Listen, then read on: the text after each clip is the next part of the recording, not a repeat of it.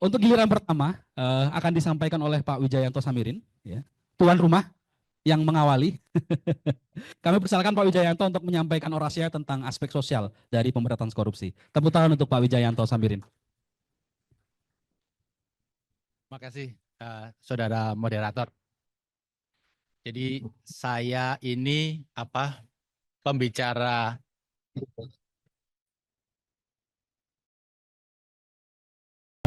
dadakan menggantikan Prof. Seda.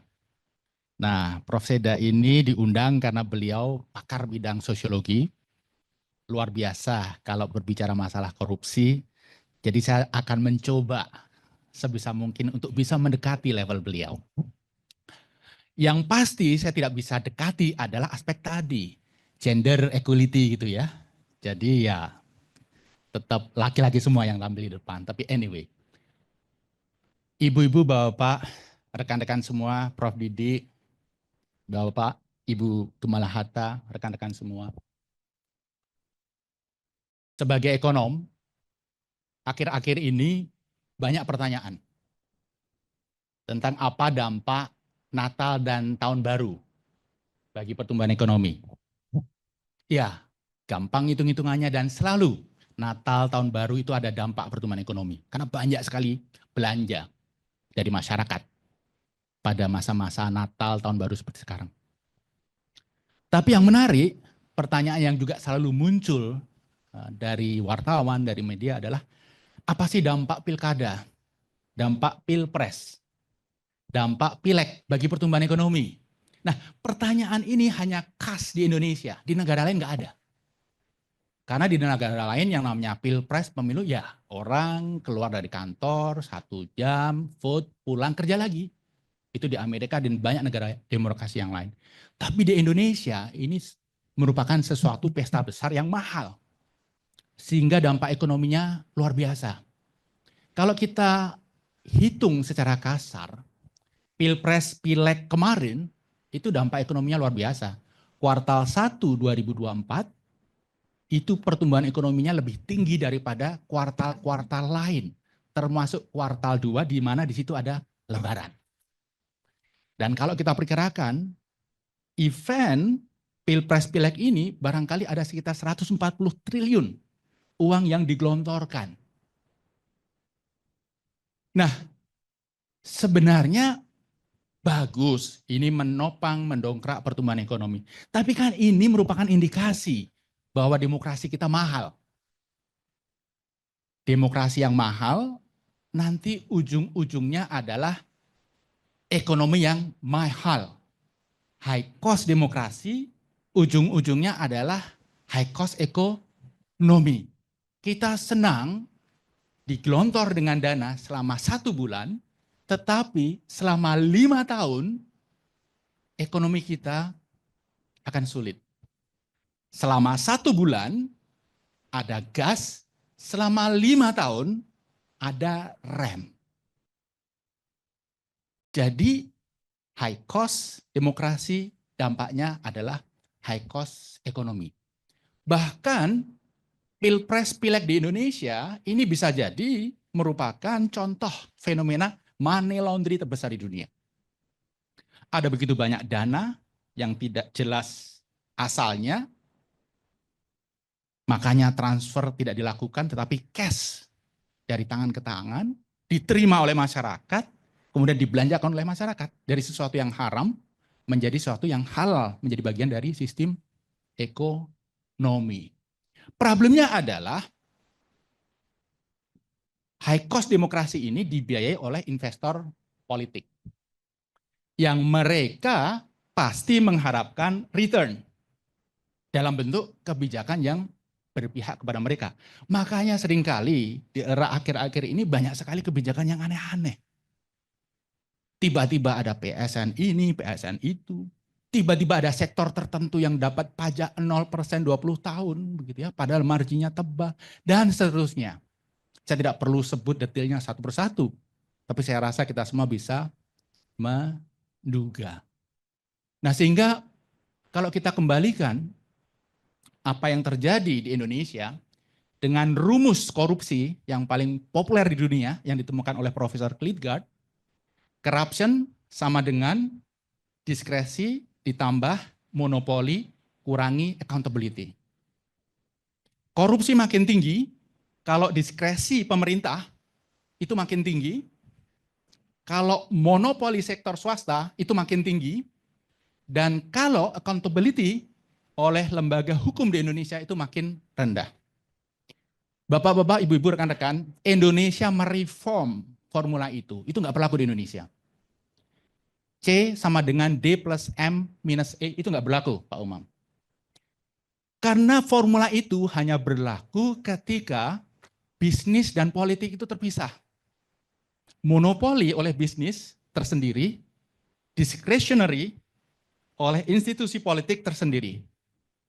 Yang terjadi di Indonesia adalah dua-duanya menyatu. Jadi formula di Indonesia adalah corruption sama dengan monopoli. Diskresi nggak ada lagi. Accountability nggak ada lagi. Yang terjadi adalah monopoli. Swasta, politik, birokrasi sudah menjadi satu. Sehingga pohon demokrasi di Indonesia itu berubah, Pak Dirman.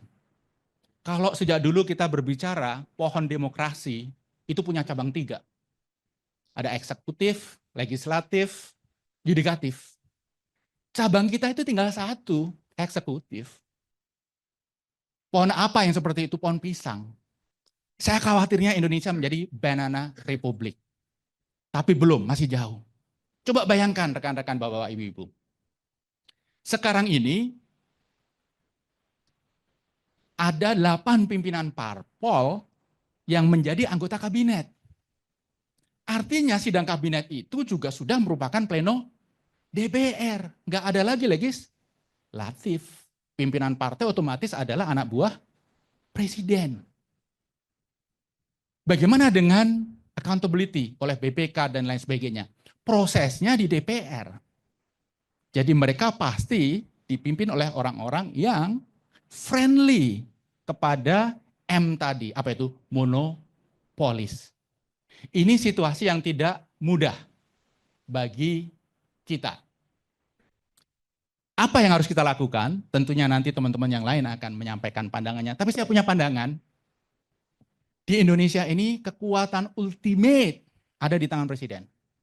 Sehingga apapun yang diinginkan bisa terwujud. Karena itu tadi, dia adalah ketua kelas M tadi, the monopolist. Semua kekuatan. Jadi dalam situasi seperti ini, Indonesia hanya bisa berubah kalau presiden terpilih punya kemauan politik dan ketulusan dan keikhlasan untuk melakukan perbaikan.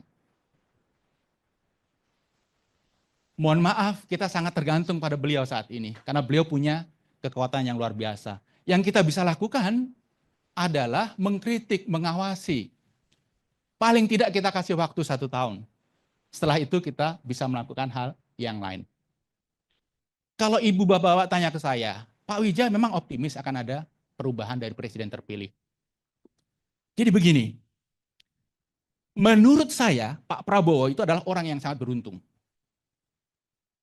Kalau beliau tidak mensyukuri segala keberuntungan yang sudah diberikan, yang sudah diterima, apalagi yang beliau harapkan.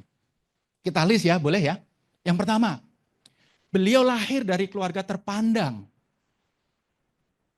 Tidak semua orang mendapatkan privilege seperti itu.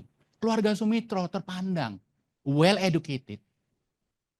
Yang kedua, beliau punya akses pendidikan terbaik dalam dan luar negeri. Tidak semua kita bisa menikmati itu. Yang ketiga, ini berat ini. Beliau menantu presiden. Saya nggak yakin ada yang menantu presiden di sini. Menantu presiden. Calon menantu presiden. Yang ketiga, menantu presiden. Itu privilege yang luar biasa itu. Oke, kita lanjutkan listnya. Yang keempat, beliau mempunyai karir yang gemilang. Militer, dan Pasus dalam usia muda, jenderal, dan seterusnya. Yang kelima, beliau secara ekonomi tidak butuh apa-apa lagi. Pengusaha sukses. Yang keenam, beliau punya parpol. Sehingga kalau teman-teman yang ada di sini pengen jadi capres, itu harus lobby ke sana kemari, beliau punya parpol sendiri. Maju 4 kali. Bagus atau buruk? Bagus, artinya beliau yakin dengan demokrasi. Yang ketujuh, beliau akhirnya terpilih menjadi presiden. 7 keuntungan luar biasa. Di Indonesia hanya satu, namanya Prabowo Subianto. Kalau dia tidak mensyukuri dan tidak memanfaatkan semua privilege, berkah dari Allah ini untuk rakyat, apalagi yang diharapkan. Tapi ada satu yang kurang. Yang ke-8, kebetulan beliau presiden ke-8. Untuk menjadi presiden yang dicintai rakyat. Karena mentransform Indonesia dari negara yang jauh dari sejahtera menjadi negara yang sejahtera. Terus terang saya berharap Pak Prabowo mempunyai pemikiran yang sama. Apalagi yang dicari. 7 sudah didapat. Tinggal 1, nomor 8. Yang justru paling penting bagi kita, 280 juta rakyat Indonesia, dan barangkali bagi Pak Prabowo sendiri. Saya mengusulkan setahun ini kita kritisi, kita kawal, kita support. Tapi kalau dalam setahun ini, beliau tidak melakukan sesuatu sesuai apa yang menjadi kehendak rakyat, maka apa yang kita lakukan? Itu akan menjadi tema orasi saya tahun depan. Makasih. Assalamualaikum warahmatullahi wabarakatuh.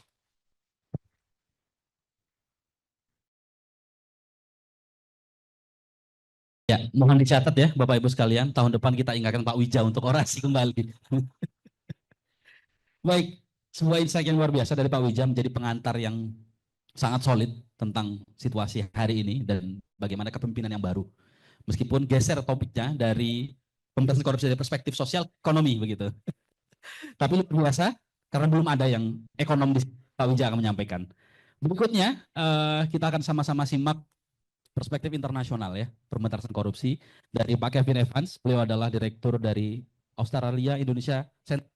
Pak Evans, beliau punya pengalaman banyak dalam pemerintahan, termasuk pernah di UKP 4, BRR, dan berbagai lembaga-lembaga lain sebagai konsultan. Ya, kita akan sama-sama simak apa yang menjadi keresahan, apa pesan ini dalam English atau bahasa Indonesia, Pak? Oh, Cina.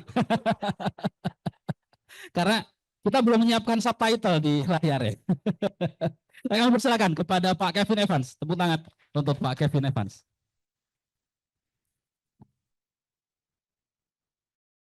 Selamat siang, salam sejahtera. Terima kasih banyak atas kesempatan untuk kembali ke sini dan memang buat saya kehormatan luar biasa untuk diundang kembali ke Paramedina yang dulu menjadi mitra saya dalam beberapa perkembangan dan program termasuk yang anti korupsi sejak sekitar 2010. Jadi memang senang sekali bisa hadir kembali.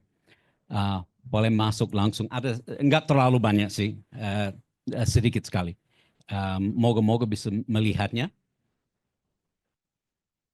Jadi ini pertama, ini pembukaan. Berikut. Lagi. Oke. Nah, tahap berikut. Ini kan diajaibkan. Nah, saya tracking corruption perceptions. Kemarin tadi disebut masalah corruption perceptions. Saya udah tracking ini sejak akhir tahun 90-an. Jadi setiap negara di dunia di-track dari neraka sampai ke surga. Jadi artinya ini negara yang dicap paling korup, ini yang dicap paling oke. Indonesia merah, jadi bintang merah. Nah, yang kita lihat zaman peralihan ada pergeseran, nothing. Jadi naik turun, tapi arahnya gak jelas. Ini normal buat negara yang melalui semacam transisi yang besar. Jadi negara harus mencari bentuk untuk memberantas korupsi, untuk strategi dan lain-lain. Dan apalagi masyarakat sangat peka, tiba-tiba sangat peka mengenai masalah korupsi. Dulu mereka tahu ada, tapi sekarang di mana-mana mereka bisa lihat. Karena di mana-mana di koran diungkapkan, kalau dulu kan disembunyikan. Kan? Nah setelah 2004 kita masuk tahap berikut. Ada tren baru di Indonesia. sampai 2019, ini ada perubahan metodologi yang mereka pakai. Tapi yang terjadi kita lihat 3,0 menjadi 3,2. Yang terjadi mereka merampingkan negara-negara yang masuk. Jadi kalau tidak ada cukup banyak metrik, dibuang dari universe, diperhitungkan. Dan pada umumnya negara yang buruk yang cenderung dibuang. Jadi semua mundur sedikit padahal nilai bahkan naik. Jadi 3,0 menjadi 3,2. Jadi selama 2004, ingat apa yang dilahirkan 2004? KPK baru difungsikan 2004. Jadi mekanisme kelembagaan strategi sudah mulai terwujud. Dan kita lihat perkembangan pelan-pelan, pelan tapi terus. Nah 2019 Indonesia mencatat satu catatan yang bagi saya sangat membanggakan. Pertama kali dalam sejarah Indonesia masuk paruan teratas di dunia. Tidak lagi dengan paruan di bawah. Indonesia sudah mulai maju menjadi negara paruan teratas. Jadi buat saya ini petanda kehormatan. Bahwa negara mulai harus bisa terpandang sebagai negara yang baik. Dengan perkembangan ini. Strateginya terus. Tapi, nah ini yang saya emosinya awalnya sedih, mungkin sedikit shock, sedih. Tapi makin lama marah. Mudah-mudahan bisa terkendali. Terakhir, berikut adalah ini. 5 tahun terakhir ini. Jadi 5 tahun pertama pemerintah sebelumnya masih ada perkembangan. Tapi yang bikin saya kaget setelah pemilu 2019, something happened di Indonesia. Jadi undang-undang KPK akhirnya berani diganti. Pimpinan KPK termasuk orang yang memang cacat. Hasilnya seperti ini. Mundur. Suruh mundur 10 tahun. Ini sangat menyedihkan. Pergerakan dan perjuangan anak bangsa, lembaga negara, pimpinan negara mulai terbuang. Untuk apa? Apa yang dihasilkan dengan mentalitas yang mau melegowokan perilaku begini. Berikut, ini tidak hanya di situ. Ini kita lihat praktis di kawasan kita. Di kawasan kita. Ini Indonesia dulu kan, paling bawah. Dari waktu ke waktu kita lihat 2019, Indonesia sudah sampai ke sini. Thailand di bawah, Filipina di bawah, tim-tim di bawah, apalagi yang CLMV di bawah. Sekarang Vietnam sudah di atas, Thailand sudah di atas. Ya. Yang lucu, saya dulu ketemu sama teman-teman dari Malaysia, dan mereka bilang kami takut Indonesia nanti mengalahkan Malaysia. Ini zamannya Perdana Menteri yang nakal itu dulu kan, si Najib. Jadi bahkan berikutnya Indonesia bisa kalahkan Malaysia. Bayangkan. Saya pernah diundang ke Malaysia untuk ngomong sama kantor Perdana Menteri dengan masalah pemilu. Dan orang Melayu ini dengan biasanya mereka begitu pede kan. Duduk sama forum terbuka pegawai dan mereka bilang, dulu Indonesia jauh di bawah kita. Sekarang Indonesia sudah jauh ke depan. Kami harus belajar dari Indonesia. Dan waktu itu saya sama pimpinan KPU dan kami cuma bengong aja, kok ada humbleness dari orang Melayu? Ada apa ini? Jadi mereka sadar ada sesuatu yang berjalan baik di sini yang tidak menjadi baik di Malaysia. Tapi 5 tahun ini sangat-sangat menyedihkan dan memarahkan. Karena konsekuensi dari sini juga baik, bukan cuma prestasi. Mau pinjam uang ke luar negeri, siapa yang mau percaya? Suku bunga berapa tambahan karena risiko yang akan dibebankan kepada perusahaan dan kepada pekerja di sini. Saya sama Pak Dirman dulu di Aceh. Dampak dari korupsi itu tidak hanya dalam arti duit. Kami dulu bisa melihat ruko A, ruko B, pasti sebelahnya. Ini berdiri, ini rontok. Apakah gempa bumi berhenti di sini dan tidak sampai ke gedung ini? Kira-kira kenapa yang ini berdiri dan ini jatuh? Bisa dicek semen apa yang dipakai, besi apa yang dipakai, ketebalannya apa, sesuai dengan spek atau tidak. Dan lebih buruk dari perspektif ancaman korupsi adalah ancaman dan dampak kepada pranata sosial politik. Orang nggak satu percaya sama satu lain. Mundur kepada sikap primordial untuk mencari selamat. Nah hal itu bagaimana bisa membangun negara kalau itu menjadi dinamikanya. Jadi ancaman ini sebetulnya harus dihidupkan Semangat itu perlu dihidupkan kembali. Ini bagi saya lampu merah sekali. Apa yang bisa kita, apa yang harus masyarakat Indonesia buat untuk mengamankan dan mulai meluruskan kembali supaya bisa kembali ke sini. Nah, satu hal yang saya lihat sangat penting dari segi strategi, itu yang satu lagi, Mas. Bagi saya, this is a question. So, Gubernur Bengkulu ditangkap lagi, tangkap koruptor. So what? Berapa kali Gubernur Bengkulu ditangkap korupsi? Apa yang dipelajari? Sistem apa yang diperbaiki? Berapa bupati ditangkap korupsi? Apa yang diperbaiki? Sekjen, dirjen, anggota dewan. Berapa kali harus ditangkap? Dan nothing happens, cuma tunggu ditangkap yang berikut. Jadi bagian inti pada strategi setiap lembaga, seharusnya mereka grogi dan stres. Kalau misalnya dirjennya ditangkap, apa yang akan dibuat untuk memperbaiki? Kira-kira kenapa itu bisa terjadi? Supaya kita bisa menstop, supaya tidak lagi ada yang bisa tertangkap dengan kelakuan itu. Kalau bupati kesekian ratus ditangkap, itu bukan dia yang salah. Sistem yang salah. Jadi fungsi dari penangkapan, OTT, dan lain-lain itu untuk menangkap oknum yang psikopat. Orang yang menyimpang.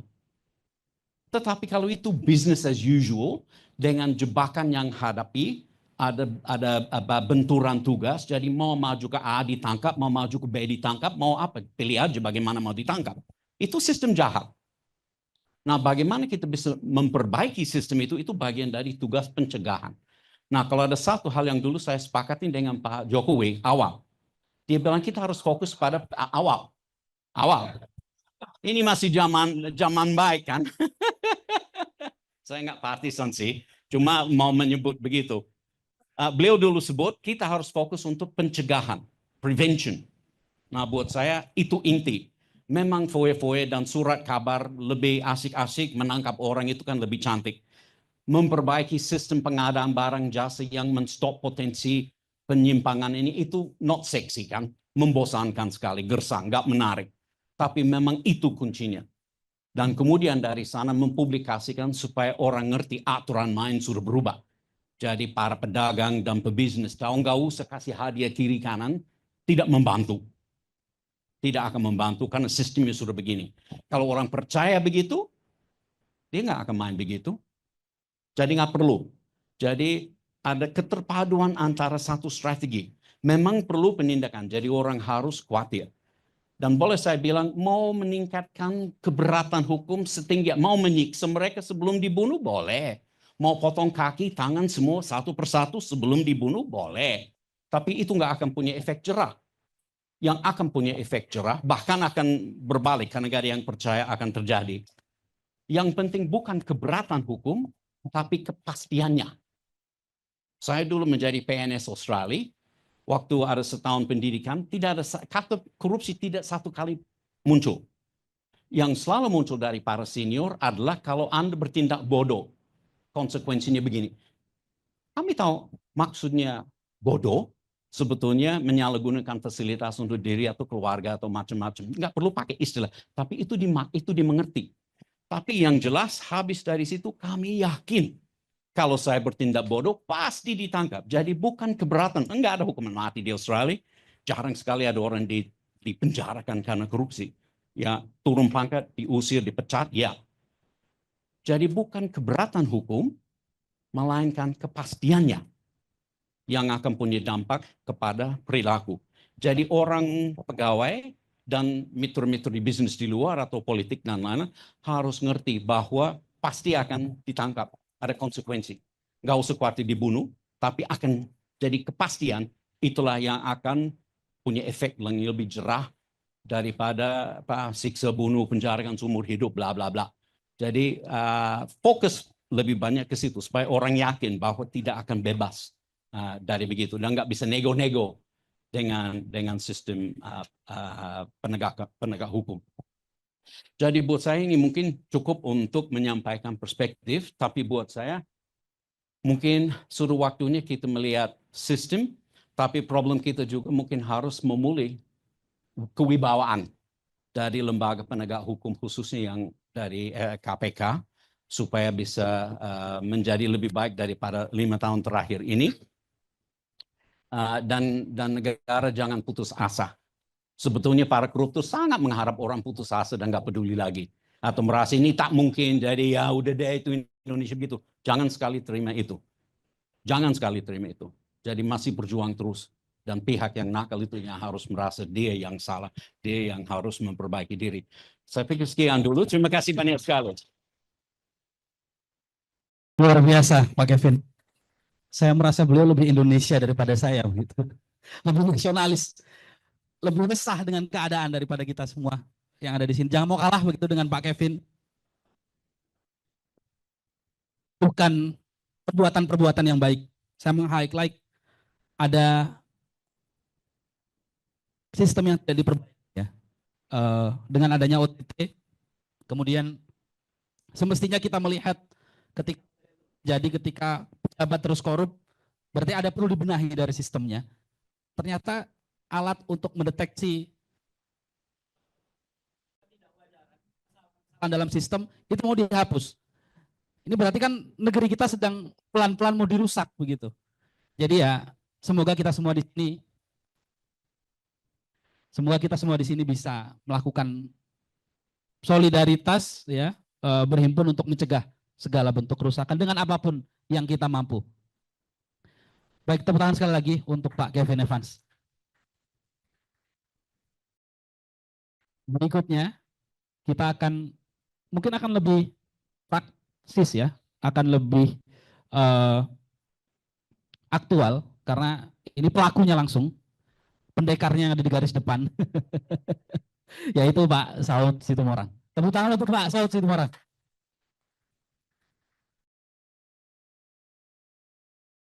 Selamat siang buat kita semua. Biasanya kalau orasi kan, saya ini ibaratnya di DPR nih. Bapak, nggak saya panggil bapak, saya panggil biasanya kawan-kawan ya kan. Kawan-kawan biasanya begitu kan. Terus yang lain tuh biasanya nyambut dengan bahasa apa gitu. Saya ingin sebenarnya teman-teman di sini, kawan-kawan sore ini, begitu saya ngomong kawan-kawan, teriakan jawabannya lawan korupsi, oke? Kalau enggak gue pulang nih. Ya ini kan jurnal orasi nih hari ini. Kawan-kawan. Keren banget. Kebayangnya di DPR. Jadi sekali lagi kawan-kawan, tadi udah kita dengar dua pembicara. Apa yang terjadi sama kita sekarang ini, ada satu teori yang disebutnya density perubahan. Jadi apa yang terjadi dengan Kevin tadi, yang mengatakan tadinya saya percaya, tadi juga disebutkan ada 7 kriteria Prabowo. Anda percaya nggak suatu saat Prabowo akan seperti Jokowi? Percaya? Ada kepercayaan. Saya percaya suatu saat Prabowo akan seperti Jokowi. Teori density sosial, perubahan. Itu sebabnya saya berupaya tidak memakai parfum yang sama dalam tempo 1 minggu. Di rumah itu ada banyak parfum. Kenapa? Bau yang sama akan membuat Anda akan menjadi seperti di kandang ayam pun Anda tidak sadar.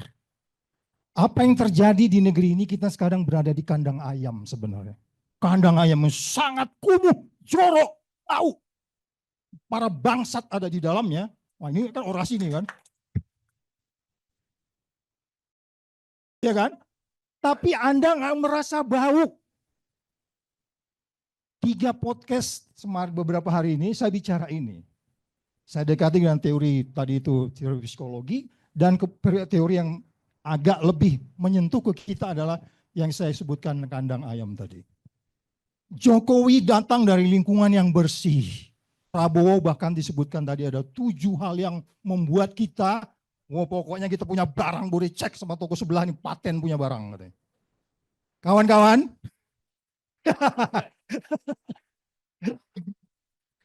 kawan-kawan, Anda berada di posisi di kandang ayam yang sangat kotor, jorok, bau, tapi Anda tidak pernah menyadari bahwa negeri ini sebentar lagi adalah habis. Oleh sebab itu, saya selama ini kan kalau Anda pergi ke Malang, Malang Corruption Watch itu di sebelahnya itu Padi, di sebelahnya Selokan. Kayaknya orang memberantas korupsi ini kok miskin-miskin amat gitu ya. Hari ini kita lihat yang berbeda tuh. Nggak ada lagi cerita memberantas korupsi penuh kekurangan. No. It's a matter of management, ya nggak? Naik lift. Jadi ini sinyal bagus gitu ya. Jadi kawan-kawan,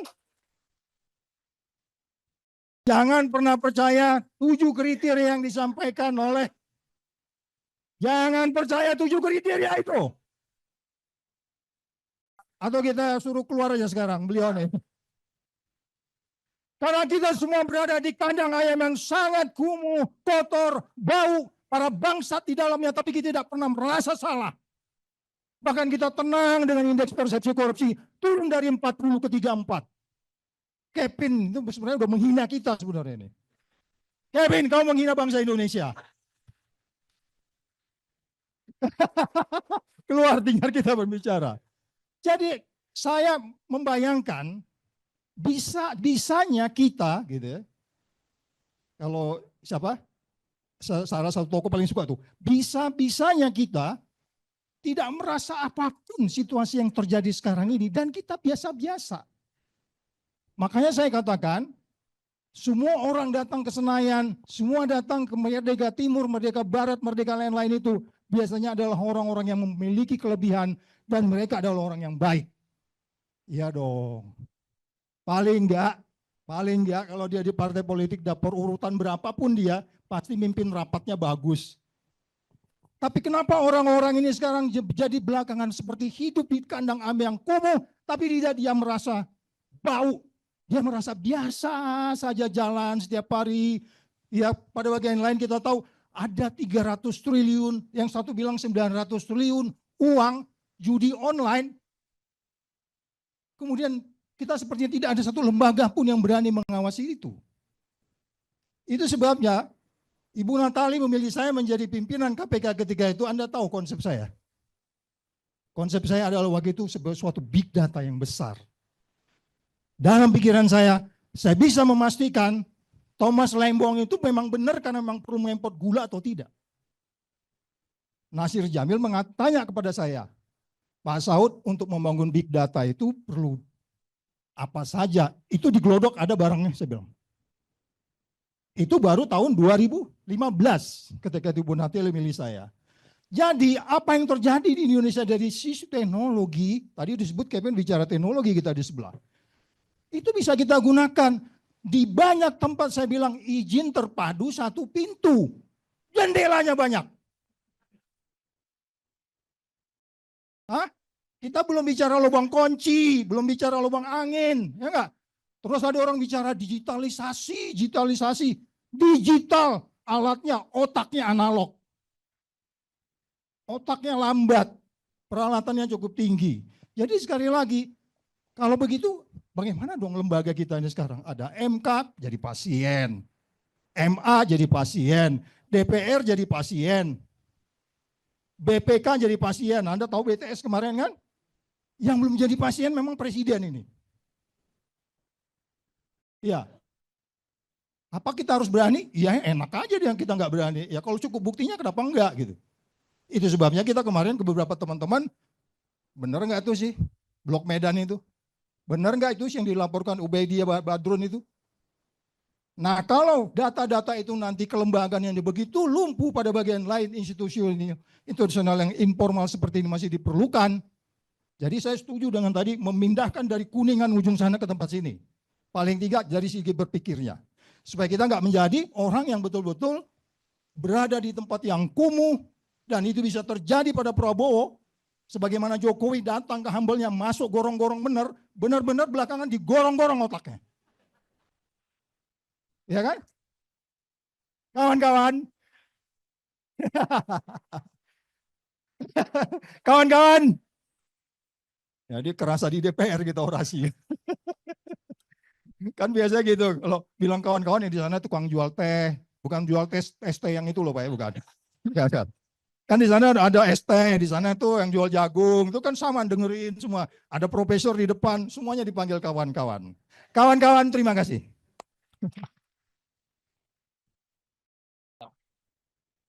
Luar biasa. Ini ibarat naik pesawat kita turbulence nih tadi ya. Ngomong-ngomong soal kandang ayam ya, mungkin kalau belum pernah ke kandang ayam, Bapak Ibu sekalian, pengendara motor itu siksaan utamanya bukan cuaca panas atau asap, tapi mobil ayam gitu. Bayangkan kalau mengendarai motor di belakang mobil ayam itu tersiksa sekali. Nah, anggap saja negara kita sedang begitu, kita nggak mau terus-terusan ada di belakang mobil ayam. Kita harus segera berpindah, bergeser begitu. Baik, luar biasa Pak Saud Situmorang, kita sudah diberikan reminder yang sangat kuat. Semoga benar-benar tempat ini di lantai 45 ini ya, semangatnya 45, lantai 45, memberantas korupsi. Berikutnya, Universitas Paramadina didirikan oleh pendekar dari Chicago ya. Nah, berikutnya ada pendekar dari Harvard ya. Bapak Sukidi, seorang intelektual muda, intelektual muslim muda Muhammadiyah begitu biasa disebut, akan menyampaikan kepada kita bagaimana perspektif korupsi dari segi etik dan moral. Kepada Pak Sukidi kami persilakan.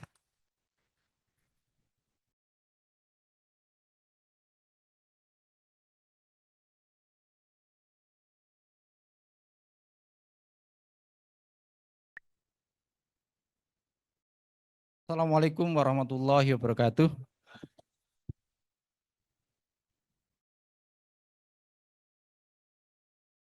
Jikalau segala sesuatu di sekitarmu gelap, lihatlah lagi.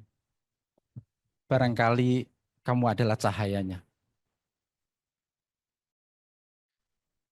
Pesan Maulana Jalaluddin Rumi ini termaktub dalam kitab Masnawi yang diajarkan kembali oleh Profesor Roy Mutahadeh di perpustakaan Harvard di ruang Hamilton Gibb di Universitas Harvard. Ini adalah sebuah panggilan untuk menjadi cahaya di tengah kegelapan. Kegelapan Indonesia tidak selesai kita kutuk, tapi harus kita sinari. Sinari dengan cahaya. Karena itu pada momen yang istimewa ini, saya ingin mengajak diri saya sendiri dan insya Allah kita semuanya untuk menjadi cahaya di tengah kegelapan.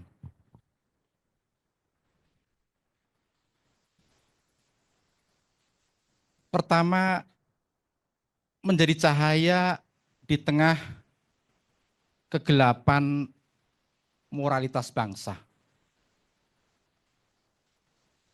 Kita memasuki satu fase di mana bangsa ini ditandai dengan robohnya tatanan moral.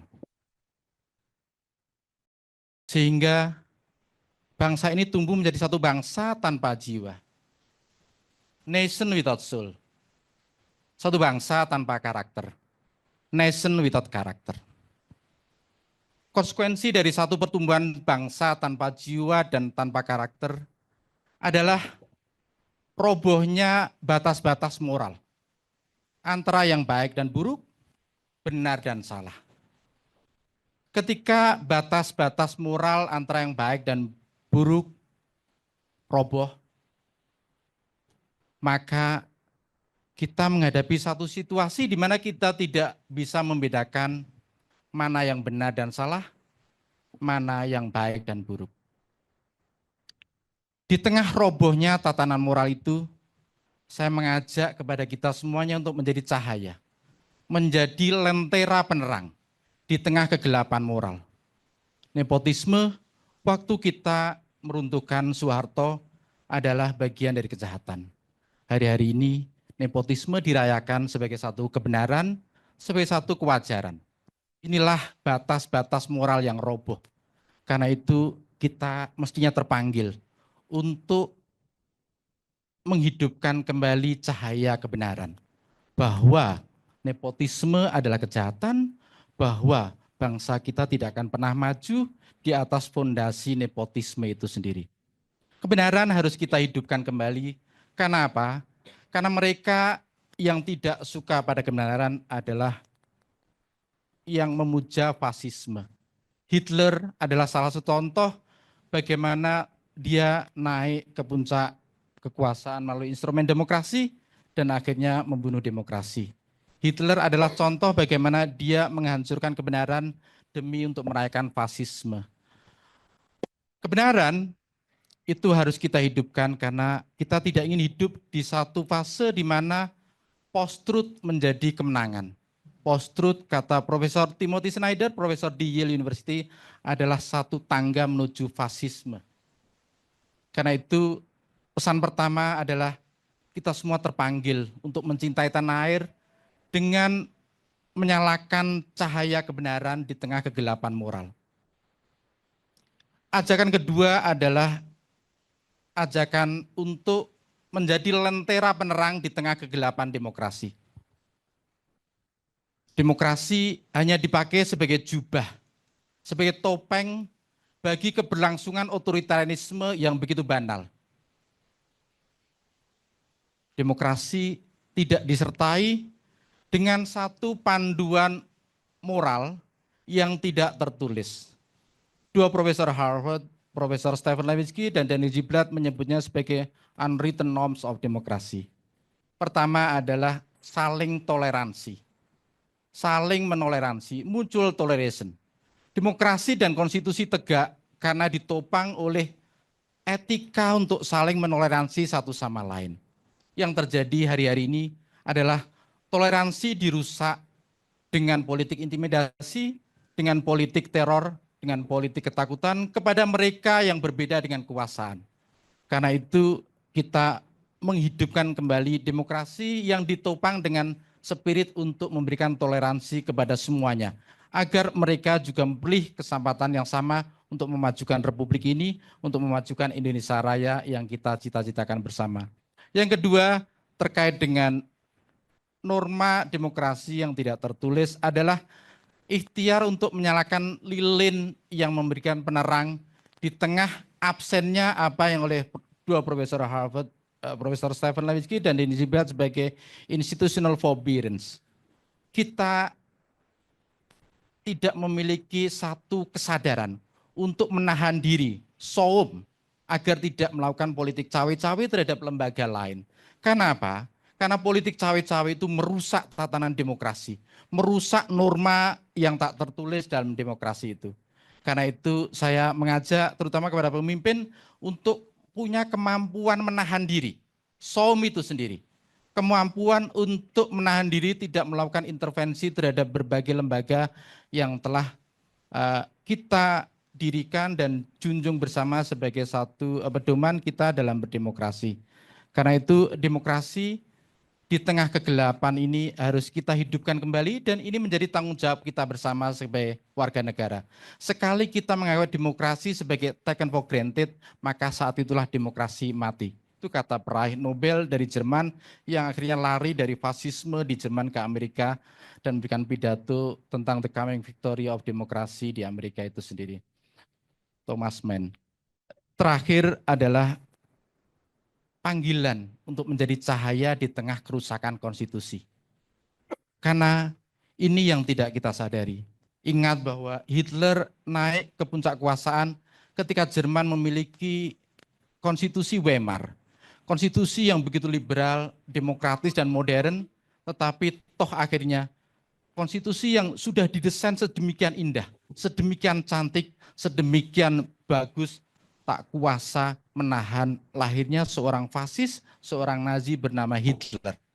Hitler terjadi di mana-mana. Terjadi pada kita, bangsa Indonesia, yang naik secara konstitusional, tapi akhirnya merusak konstitusi. Karena itu kita mestinya terpanggil untuk merawat konstitusi ini. Dari permainan kasar konstitusional. Constitutional hardball, kata Mark Tushnet dari Profesor Harvard Law School. Permainan konstitusional hardball ini yang terjadi pada peristiwa ketika Mahkamah Konstitusi memberikan legitimasi secara hukum, secara legal terhadap praktek nepotisme. Karena itu ini adalah sejarah skandal terbesar dalam perjalanan bangsa ini dan ini harus kita kutuk untuk selama-lamanya. Bahwa tidak dibenarkan menggunakan instrumen hukum sebagai permainan kasar konstitusional demi ambisi kekuasaan. Karena itu 3 hal itu yang saya titipkan pesan kepada saya sendiri dan juga kepada kita semuanya untuk menjadi cahaya di tengah robohnya tatanan moral, untuk menjadi cahaya di tengah kegelapan demokrasi, dan untuk menjadi cahaya di tengah kerusakan konstitusi. Ini panggilan pada kita semua untuk mencintai tanah air dengan perasaan untuk berbakti kepada tanah air. Tanah air yang dicita-citakan oleh para pendiri publik, oleh Bung Hatta, oleh Bung Karno, harus selalu kita semai, kita tumbuhkan, kita cintai dengan sepenuh hati. Hanya dengan cinta pada tanah itulah insya Allah Republik ini dapat maju, insya Allah bangsa Indonesia dapat makmur, gemah ripah, loh jinawi. Terima kasih. Wassalamualaikum warahmatullahi wabarakatuh. Baik, terima kasih Pak Sukidi. Menyimak paparan beliau, orasi beliau, sama seperti membaca tulisan beliau. Nggak ada bedanya begitu. Kalau orang intelektual itu tertib dan runut, ditambah dengan catatan kaki begitu kan. Tadi beliau bicara soal menahan diri. Kalau pemimpin kita barangkali tidak bisa menahan dirinya, semoga kita semua bisa menahan mereka. Kita buat tidak nyaman sehingga ke kanan tidak nyaman, ke kiri tidak nyaman sehingga mereka berlaku dengan sewajarnya begitu. Berikutnya kita akan sama-sama simak dari perspektif politik pemberantasan korupsi. Ya, akan disampaikan oleh pengamat politik beken dari Paramadina, ya, Bapak Ahmad Khairul Umam.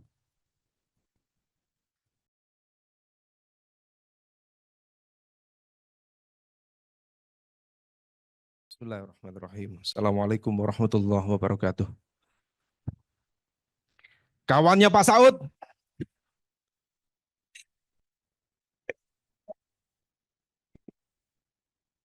Tadi kita menikmati roller coaster dari Pak Saud yang berapi-api, kemudian masuk ke Al-Mukarram Hadratus Syekh Sukidi rahimakumullah. Kita menerima siraman rohani sekaligus juga penguatan batin, supaya kita tetap optimis, memandang dan juga mencintai Indonesia. Saya sendiri juga bingung, ini jadinya mau kemana? Bapak Ibu yang saya hormati, pertama saya sekali lagi ingin mengucapkan terima kasih dan apresiasi setinggi-tingginya. Terutama untuk Pak Rektor, senior saya, dan juga Pak Wija, yang sudah mengikhtiarkan sehingga kita tidak lagi punya bayangan tentang kandang ayam tadi. Kita berada di sini, di ruang yang elit ini, membicarakan masa depan bangsa, dan ini salah satunya adalah atas ikhtiar beliau-beliau. Mohon aplaus sebagai bentuk penghargaan kepada Pak Wija dan juga Pak Rektor. Bapak Ibu yang saya hormati, ini adalah momentum tentang Hakordia, Hari Anti Korupsi Sedunia. Saya masuk dalam konteks global terlebih dahulu, praktis. Data yang kemudian kita baca dari Transparansi Internasional. Di sini ada senior kita, Bu Natalia Subagio, sebagai bos besar di TI. Ada juga Mas Budiman Tanurjo yang juga penggiat anti korupsi, sekaligus senior jurnalis di sini. Memberikan sebuah pemahaman bahwa sebenarnya tantangan anti korupsi itu menjadi tantangan global. Dan praktis dari basis data yang ada, rata-rata dunia itu mengalami stagnasi di angka 43 dari skor 100 yang ditetapkan oleh TI, dari rentang 0 dari yang terkorup ke yang 100 dari yang terbersih. Artinya kalau rata-rata dunia mengalami stagnasi di angka 43, maka memang itu berada di bawah rata-rata. Artinya bahwa memang situasi per hari ini praktis ada 125 negara yang mengalami stagnasi yang cukup serius. Memang mereka yang cukup istiqomah, konsisten, berada di level elit, ya di nama-nama itu saja. New Zealand, Denmark, saya juga asli dari Denmark, Central Java, Pak. Demak. Kemudian Singapura, wala alihi wasabi ajmain, dan teman-temannya yang lain. Tetapi yang mengalami penurunan dan juga stagnasi juga sangat banyak sekali. Praktis 125 negara adalah sebuah wajah bagaimana dunia mengelola tata kelola pemerintahan yang baik, dan ternyata itu menjadi tantangan yang sangat luar biasa. Adapun dalam konteks Indonesia, saya pikir tadi sudah di-elaborate oleh banyak sekali senior-senior kita. Secara umum, memang politik pemberantasan korupsi di Indonesia tidak lepas dari apa yang tadi disampaikan oleh Mas Sukidi, Pak Wija, Pak Kevin juga, dan juga tadi orasi dari Pak Saud, bahwa memang tidak lepas dari konteks demokrasi di Indonesia. Dan ini menjadi sebuah evaluasi bersama bahwa memang demokrasi kita tidak baik-baik saja. Dan dalam konteks itu bukan hanya pemberantasan korupsi mengalami pelemahan yang cukup sistematis. Kalau misal kita, saya yakin ini di 2014, 2019 Pak, kalau dari wajah-wajahnya ini Pak, ini didominasi oleh para pendukung Pak Jokowi. Nih, saya lihat, saya coba screening ini. Tapi hari ini kita duduk di sini seolah kemudian mensyukuri kekecewaan. Karena yang merasa kecewa bukan hanya dari kalangan masyarakat sipil, dari teman-teman independent journalist, dan hampir merata. Dan saya yakin Pak Jokowi juga merasakan itu. Karena bagaimanapun juga sebuah sikap, positioning yang tidak sesuai dengan etik, dengan moral standing ya, yang sudah disampaikan sebelumnya, tentu juga ada istilah Jawanya itu kerentek yang tidak pas gitu.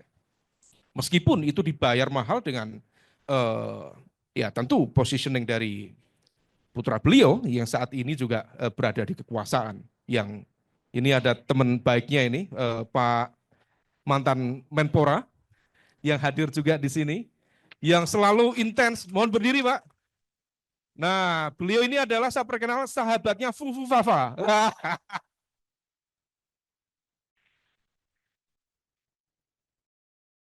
Karena setiap saat saya lihat kontennya itu isinya Fufu Fafa terus. Jadi luar biasa. Nah, selanjutnya yang ingin kami tekankan adalah ada proses pelemahan anti korupsi yang cukup signifikan. Pertama dalam konteks institusional. Baik dari konteks KPK termasuk juga lembaga-lembaga yang lain mengalami sebuah proses pembiasaan. Semua masuk dalam bahasa pandemi dulu ada new normal. Semuanya sekarang normal. Dulu Pak Kevin begitu berada di sini misalnya dulu di 2010 membackup para Madinah. Saya yakin di momentum itu adalah momentum emas bagaimana anti corruption menjadi isu yang sangat sentral dalam konteks politik dan demokrasi. Per hari ini, teman-teman media banyak, per hari ini anti korupsi menjadi isu periferal, isu pinggiran. Yang kita sendiri juga ketika membaca itu tidak begitu yakin, ini benar atau enggak. Tadi Bengkulu, kemudian mana lagi, seolah menjadi undian nasib. Ini siapa lagi nanti yang akan kena. Karena kita berada dalam treadmill effect, seolah sudah melakukan banyak hal, tapi di saat yang sama, kita masih berdiri di jejakan kaki yang sama. Pertama dalam aspek institusional, dan dalam konteks ini, pemerintahan Pak Jokowi 2 periode, let's say di periode akhir pemerintahan beliau, bertanggung jawab atas proses pelemahan itu. Karena ini menjadi sebuah evaluasi, dan evaluasi ini harus kita sampaikan supaya kemudian tidak terjadi dalam momentum-momentum yang akan datang. Apalagi sempat muncul katanya KPK mau di-merge dengan Ombudsman, kemudian fungsi penindakan akan dicabut, kemudian akan difokuskan pada fungsi prevention saja, dan saya pikir itu menjadi sebuah situasi yang tidak kita inginkan. Yang kedua terkait dengan konteks demokrasi itu sendiri. Ada kecenderungan kita sendiri mengalami kebingungan. Kita baru kemarin melakukan pilkada, 545 daerah di Indonesia. Situasinya tadi gambaran sudah disampaikan secara clear oleh Pak Wija, bagaimana kekhawatiran dan patut diduga praktik-praktik money laundering yang begitu sistematis terjadi, dan duitnya kita menggunakan logika umum. Ini ekonomi sedang tidak baik-baik saja. Bagaimana kemudian logistik itu diperoleh? Salah satunya adalah uang panas. Kalau bicara uang panas, tadi disebut Pak Saud, judi online dan lain sebagainya, seolah kemudian tidak terjamah sama sekali. Yang menjadi kebingungan adalah dalam konteks anti corruption ada gap antara nasional dan lokal. Dan ini nggak banyak yang kemudian mencoba untuk menjamah di situ. Kita itu narasi besar, yang ada hanya visi presiden, betul. Tetapi begitu masuk pilkada, semuanya jualan visi misi. Seolah disconnect Sementara ketika kita bicara tentang desentralisasi yang ada dalam banyak kajian-kajian teman-teman strukturalis, decentralization means decentralized corruption. Dan itu tidak banyak kemudian dijamah. Kenapa? Karena hampir semua merata. Bagaimana tidak terjadi inovasi kebijakan di tingkat lokal? Rata-rata Pemda-Pemda itu gantung DAU, DAK, dan kemudian endingnya ya, kalau misalnya ada yang bermain-main di situ, ya sudah kena gitu saja. Tapi kemudian di level pemerintah pusat juga tidak memberikan warna sekaligus juga encouragement how to govern, local governance. Karena ini angkanya sangat besar. Transfer daerah itu praktis 30%, 26 sampai 30% dari APBN kita. Sementara sekarang lebih ngeri lagi karena fiskal kita yang buat bayar utang yang jatuh temponya dari 2008 sampai 2028 katakanlah atau 2029 angkanya spektakuler. Maka ini yang kemudian betul-betul menjadi sebuah ruang kontemplasi yang harus kita tekankan bersama supaya pemerintah perlu memikirkan ulang itu. Tapi jangan hancurkan pilar-pilar demokrasi. Bukan berarti kemudian nanti otonomi khusus, otonomi daerah dihilangkan, kemudian resentralisasi. Saya pikir bukan itu jawabannya. Tapi itu menjadi salah satu simbol utama yang harus kita cermati. Yang selanjutnya Bapak Ibu sekalian, yang ingin saya tekankan adalah ada disfungsi anti korupsi yang cukup signifikan. Dan wajah lembaga anti korupsi cenderung kemudian menjadi alat kekuasaan. Dan ini praktek ini saya pikir sudah diketahui semua. Kita tahu bagaimana seorang ketua partai berjasa besar memenangkan sebuah gerbong besar, didatangi penegak hukum, disodori secari kertas, 4 hari setelah itu mundur. Hanya ada di Indonesia. Dan ini tertawa kita adalah bagian dari mensyukuri kekecewaan dari.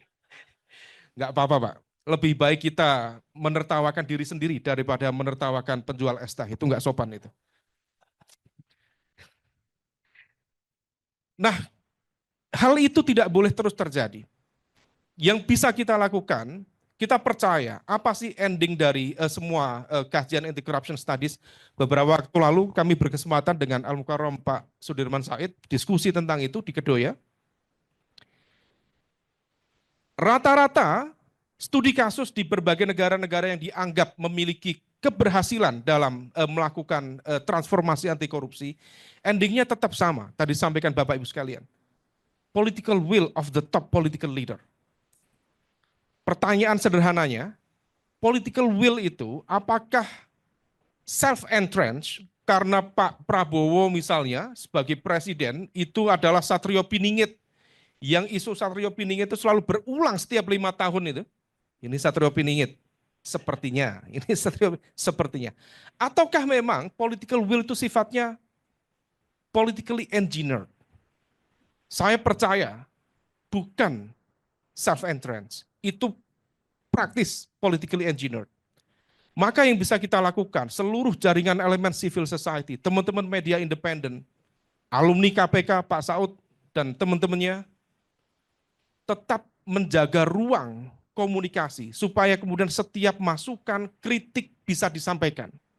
Karena kalau misal kemudian ruang itu berjarak, sama dengan kepemimpinan KPK pasca Pak Saud, bukan Pak Saud, pasca Pak Saud, yang mengambil jarak begitu clear dengan kelompok civil society, ya akhirnya kemana-mana.